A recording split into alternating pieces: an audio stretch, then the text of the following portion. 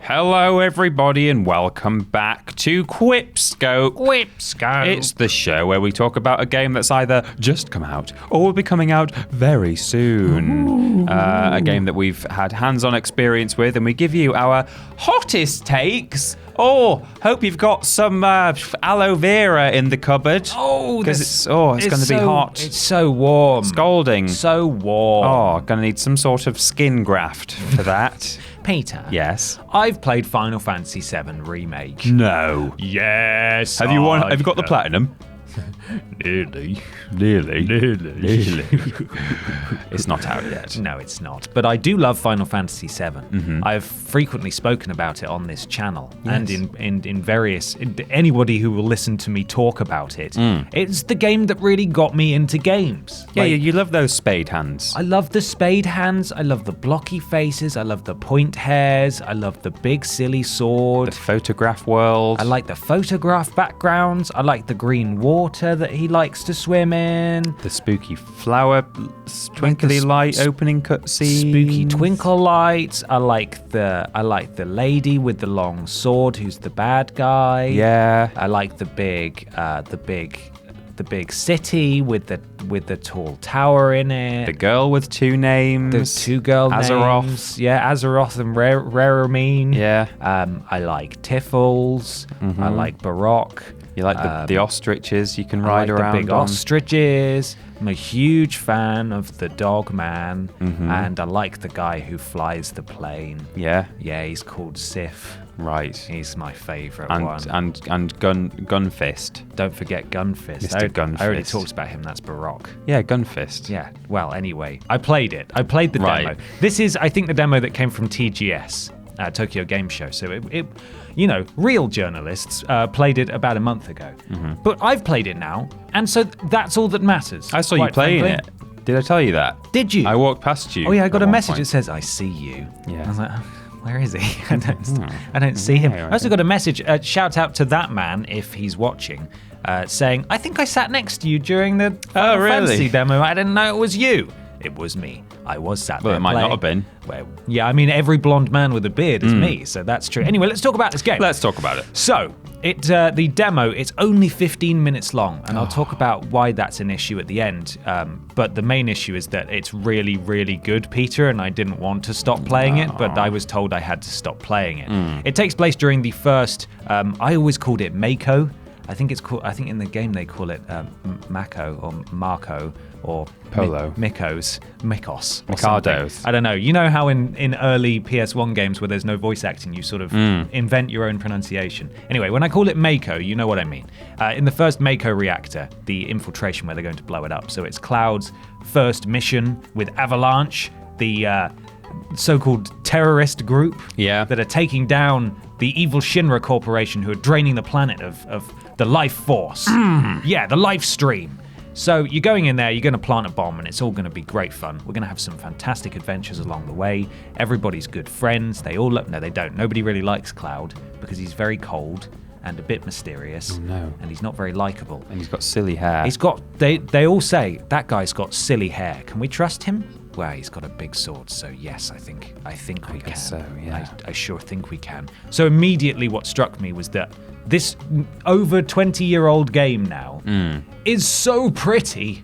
Yeah. It's so nice seeing it all glowed up. And the redone music as well. Yeah, be careful who you bully in school. Yeah. In middle school. Because look at him now. Still got silly hair.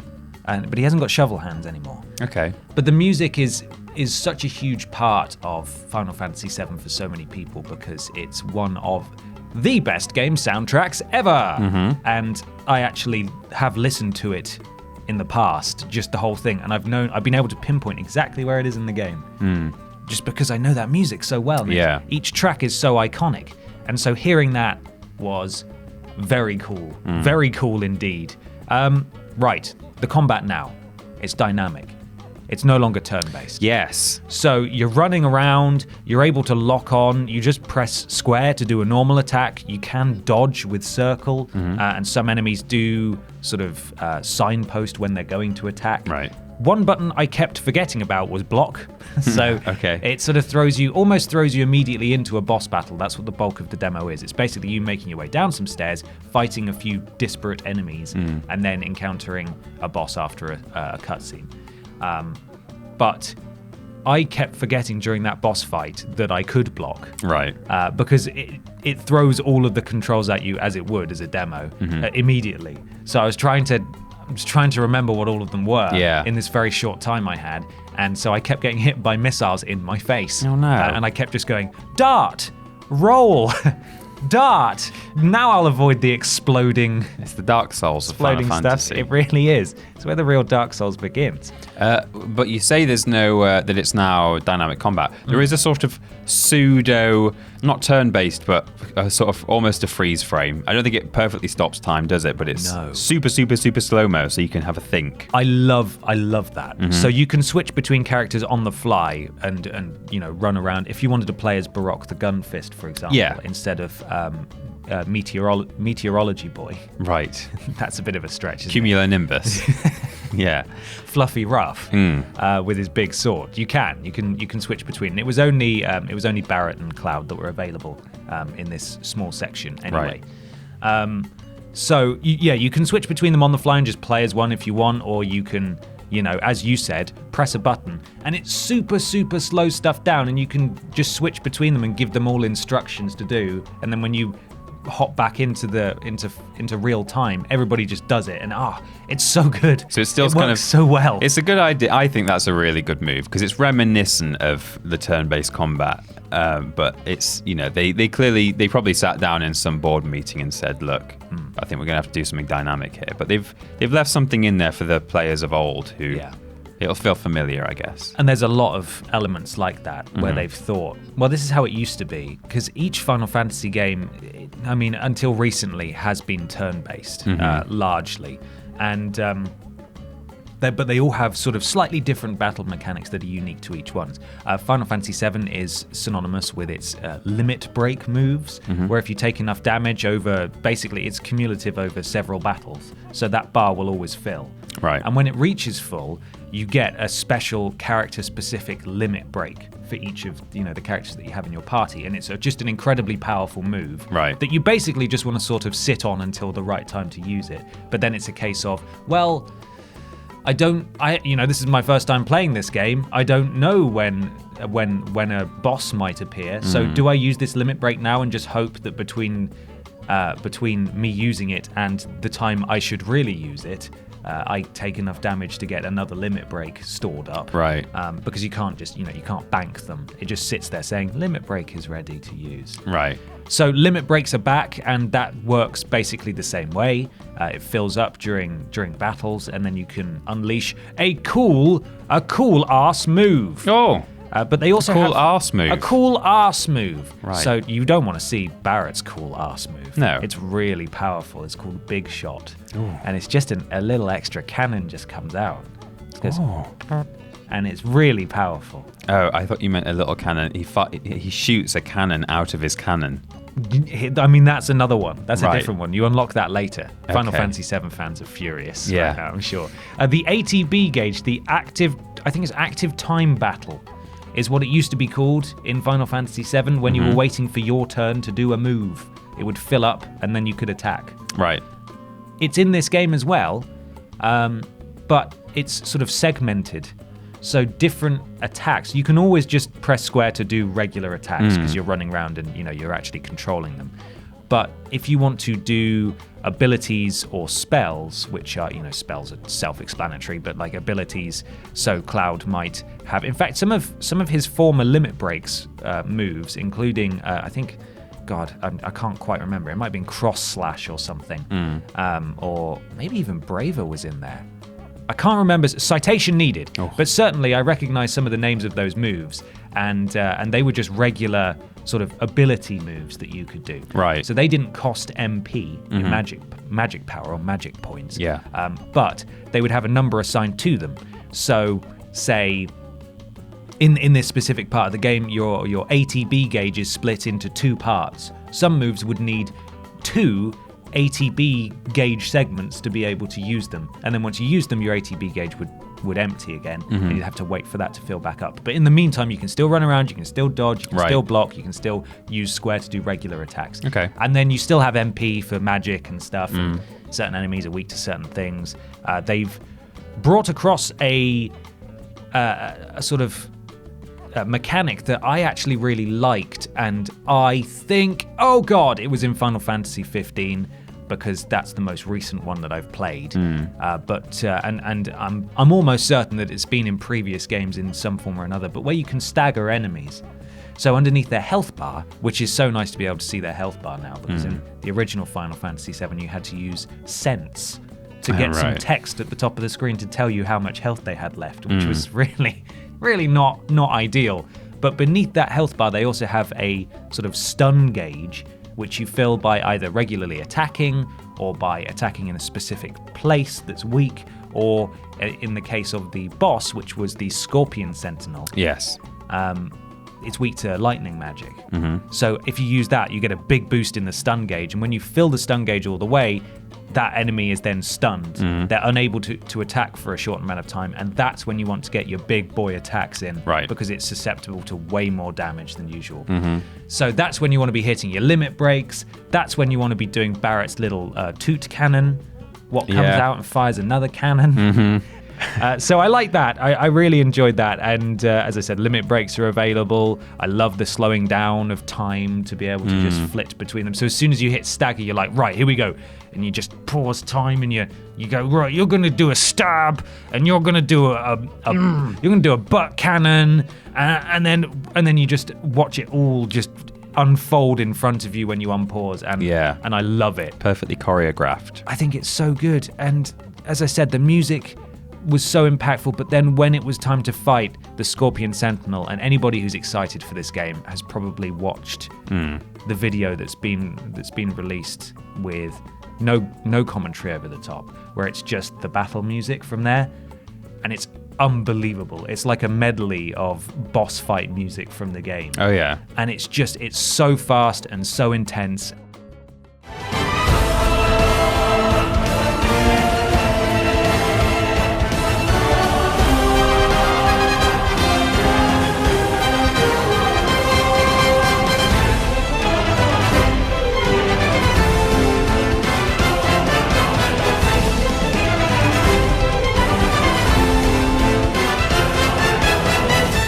It elicited an emotional reaction in me. My God. I was sat there thinking, I've got tingles and my eyes are welling up a little bit. This is so cool. And the boy or girl next to you can confirm that. We have witnesses. I did a stupid boy cry. Yeah. I didn't actually cry, but it was so good. And it was just sort of, in my head, it was like, this is it.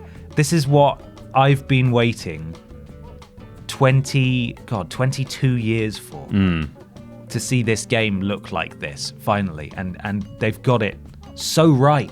And it's clearly been through so many difficult patches as well, in terms of development and scrapping and redoing, because when they announced it, they showed some gameplay. And it's very different now. Yeah. But it's going to be worth the wait. It really is. As I said at the start, 15 minutes is not enough time to play this demo. I got cut off halfway through the Sentinel fight, and I know how it ends. They super kick his ass. Oh my God, they win. They super win. I wondered if maybe they all die in the first half an hour. Yeah. So I'm really intrigued, and there's evidence of how they've sort of taken, not liberties, but how they're going to sort of adapt and adjust the storyline, because it's split into 3 games now. And the first game is going to be set entirely within Midgar, the city. And so when Cloud gets sort of a strange feedback thing in his head, like, oh, what's going on, when he's planting the bomb, there's sort of like a sort of sting of maybe Sephiroth-esque music that wasn't in there before, to just sort of lay the groundworks for what comes later and stuff. That's it. That's how it goes. Can't wait to hear that as well. Oh, there's so much of this music is going to be unbelievable, and these fights are going to be unbelievable as well. You know, the Scorpion Sentinel is leaping up and scuttling around the walls of the arena. It just feels like a really big fight. Yeah. You know, whereas before you'd be loaded into this flat plane. Yeah. And then loaded back out of it And again. one at a time go. Ha ha! Huh! Ha ha! And then you do a sense just to miss. Yeah. I love the summons that where there's all the animations are ridiculously over the top, and then it just says 0, miss. Yeah, whoops. But yeah, it's going to be unbelievable. Sounds great. I'm so excited. It's time to quit before we go. Yeah, speaking of quips, actually, that was my very last point, is that throughout all of these proceedings, they are quipping to one another. Oh. Which just makes the game world feel so much more alive. You know, Cloud's walking down the stairs, he's like, they're not going to be any trouble for me. And Barack, the gun fist. Barack Obama,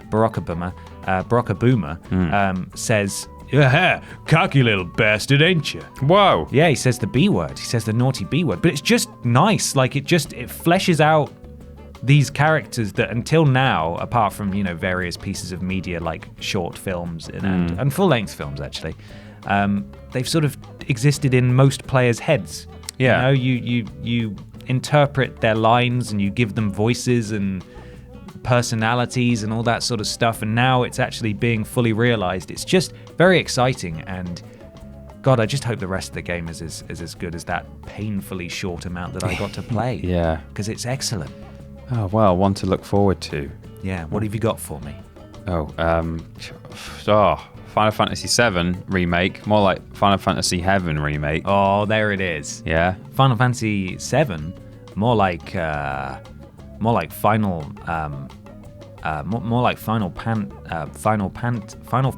Pants at Sea 11, because Pants at Sea, this is going to work. It's nautical slang. Pants at Sea is a nautical slang for cool that I've just invented. Yeah. And 11 is 11 times as much as just one of those nautical slangs.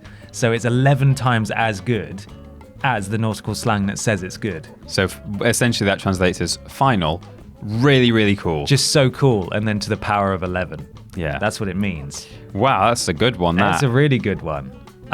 Is this the real life? Is this Final Fantasy VII Remake?